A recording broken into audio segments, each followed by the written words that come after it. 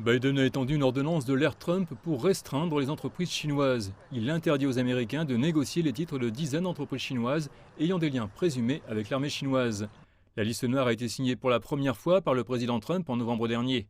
China Telecom et China Mobile figuraient parmi les 31 entreprises. En juin, le président Biden a ajouté 28 entreprises à la liste, qui compte désormais 59 entreprises au total. L'interdiction prend effet le 2 août. La Chine exhorte les États-Unis à respecter les lois et principes du marché, à annuler ces soi-disant listes qui répriment les entreprises chinoises et à fournir aux entreprises chinoises un environnement commercial et d'investissement juste, équitable et non discriminatoire. La Chine prendra les mesures nécessaires pour protéger résolument les droits et intérêts légitimes des entreprises chinoises. Un expert affirme que cette décision est une tentative des États-Unis de se dissocier de la Chine.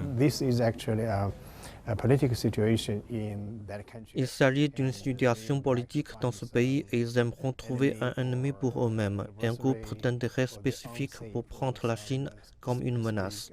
Ce n'est pas bon pour les relations entre les deux pays et bien sûr ce n'est pas bon pour les peuples des deux pays.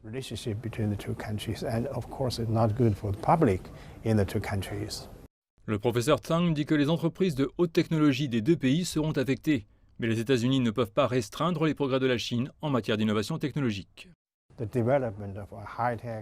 Le développement de la haute technologie et de la science est un développement naturel pour n'importe quel pays et individu. En ce moment, les États-Unis ne peuvent pas arrêter la coopération et le développement. Le professeur Tang a déclaré que bien que l'administration Biden ait poursuivi l'approche agressive de son prédécesseur contre la Chine, il est peu probable que la Chine fasse des compromis dans le domaine de la technologie. Il dit que les deux parties devraient chercher un nouveau modèle de coopération future.